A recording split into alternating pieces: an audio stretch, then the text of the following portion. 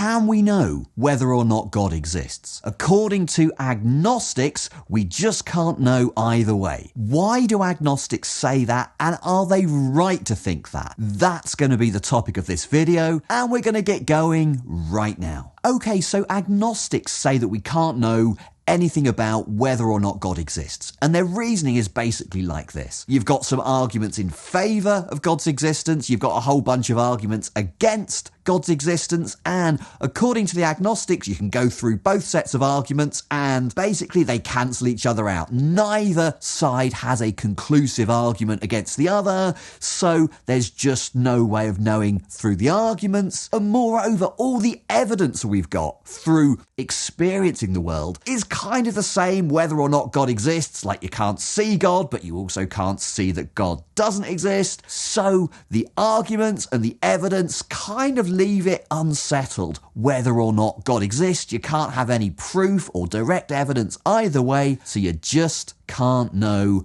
whether or not God exists. And then some agnostics go on to say, well, because you can't know either way, kind of just give up talking about it, give up arguing about it. So, for example, here is the great science communicator Bill Nye expressing this point of view. I've reached my own conclusions, but I'm the first to say that ultimately we are all agnostic. This is to say you can't know whether or not there is a giant entity running the show or choosing to not run the show. You can't know. Well, one way you might try and argue against the agnostic is by saying, look, I've got this great argument for God's existence, or I've got this great argument against God's existence. However, agnostics will kind of point out that there's been loads of arguments like that over the years, over the centuries, and really none of those arguments convince everybody or convince most people or even most philosophers. Rather, I'm going to be thinking a bit more about what it is to have knowledge in general. Now, let me give you an analogy just to kind of prise this open. What do you guys think about the question of invisible kittens? Are there any invisible kittens out there? At this point, you're probably thinking to yourself, what the f*** is Mark on about? Why is he suddenly talking about invisible kittens? I kind of take it that we all believe that there are no such thing as invisible kittens, and moreover, we know it. I'm just going to take that as pretty obvious. Now, I don't really have a great philosophical argument against the existence of invisible kittens, like I don't think it's kind of contradictory and there's no kind of argument from evil. So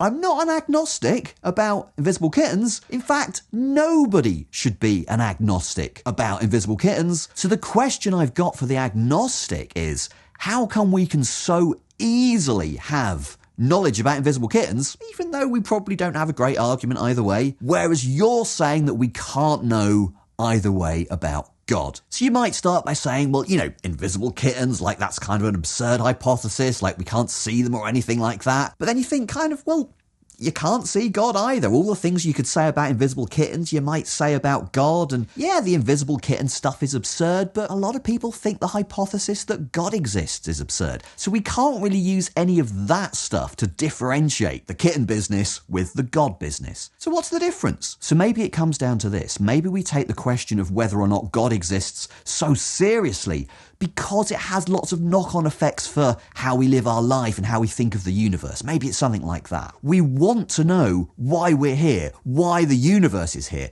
what or who created the universe. Now, since we don't know who or what created the universe, if anything, then we don't know whether or not God exists. So the agnostic could argue that that's the important difference between the question of whether God exists on the one hand and this daft question about whether invisible kittens exist on the other hand. But I don't think that's going to work, because now consider this hypothesis. Not only do there exist invisible kittens, but they created the universe.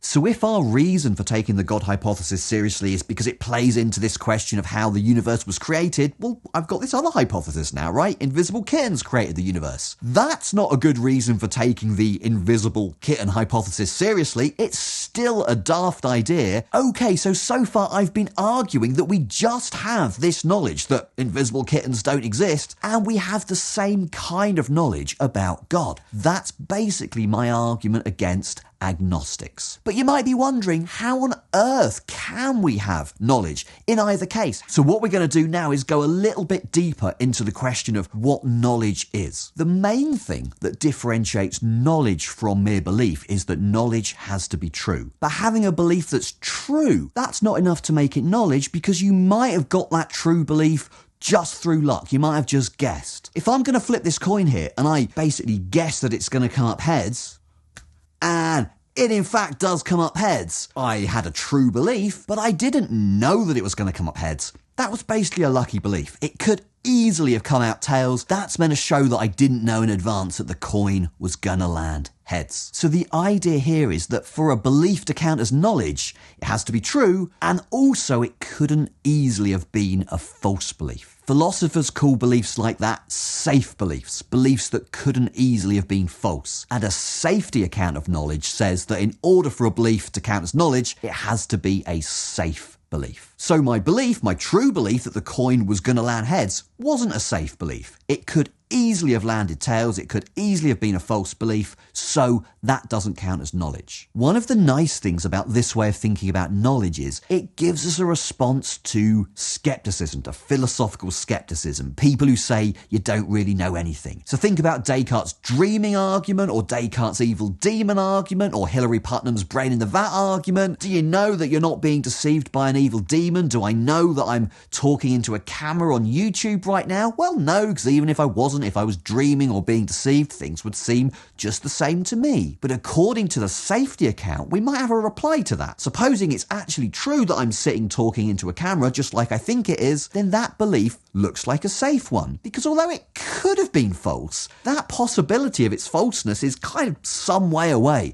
The world would have to be pretty different for me to be deceived by an evil demon, because kind of there's not really any evil demons. And similarly, right, assuming I'm not a brain in a vat, even though I could be a brain in a vat, it's not very likely. The world would have to be pretty different for me to be a brain in a vat right now. So my belief that I'm not a brain in a vat looks like a safe one. So I can know that I'm not a brain in a vat. I can know that I'm sitting in my attic talking into camera on YouTube right now. So that can be our response to skepticism. I think it's a pretty good one. So we've got some strong motivations for thinking about knowledge this way. And now let's think about what it says about this crazy hypothesis about invisible kittens. Well, perhaps there could be invisible kittens in some kind of weird metaphysical sense of could.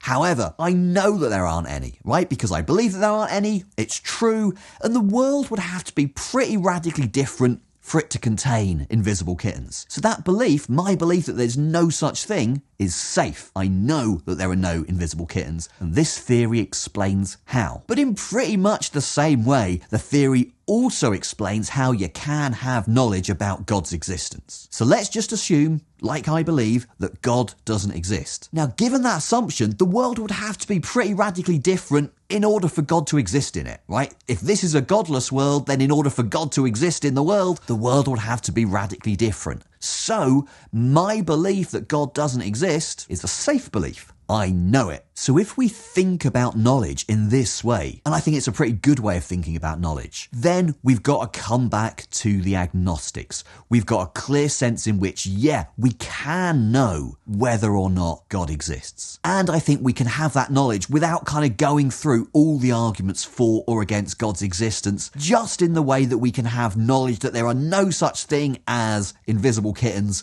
without kind of giving a logical or philosophical demonstration of that fact. So a lot of what I've been saying here rests on this particular philosophical understanding of knowledge. If you want to go a little bit deeper into philosophical ways of thinking about knowledge, take a look at this video over here. Thank you so much to all my Ko-Fi supporters. Thank you so much for making this content possible. Thank you for watching this far. I really appreciate it, and I hope to see you back here soon. Whoa!